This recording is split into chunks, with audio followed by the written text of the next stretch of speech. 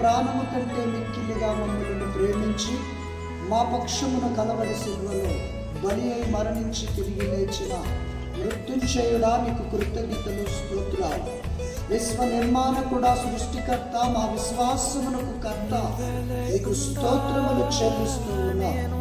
Deborah పుట్టినరోజు సందర్భముగా మరి ఒకసారి తండ్రి నీ పరిశుద్ధ స్థలమందు పరిశుద్ధులతో కలిసి తండ్రి తన జన్మదిన వేడుకను జరుపుకున్నటకు మీరు ఇచ్చిన కృపకై స్తోత్రాలు.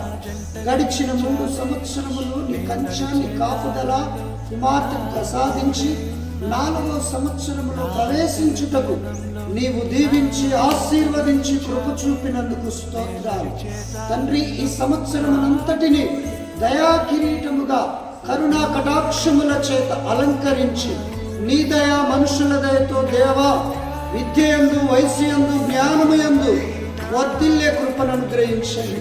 దైవదాసులను బట్టి, వారి కుటుంబాన్ని బట్టి, వారికి ఇచ్చిన పరిచర్యను బట్టి స్తుతి స్తోత్రాలు చెల్లిస్తూ ఉన్నాం. నానాటికి మీరు దీవించండి, అభివృద్ధి పరచండి, నీ నామ ఘనత మహిమకై విస్తరింపచేయండి.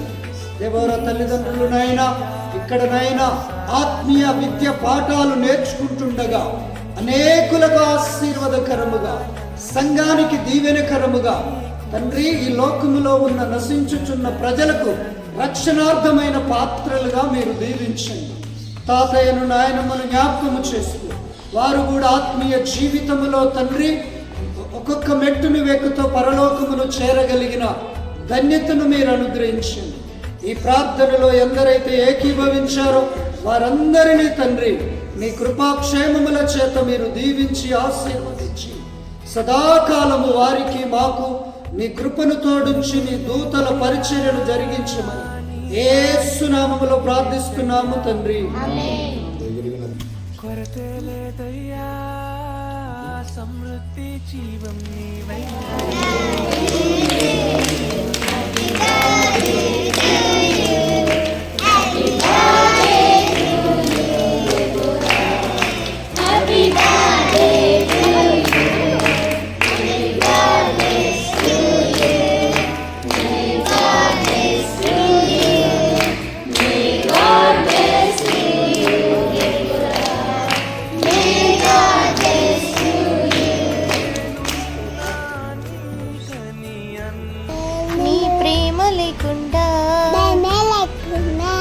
ఎలా బ్రతుకగలను,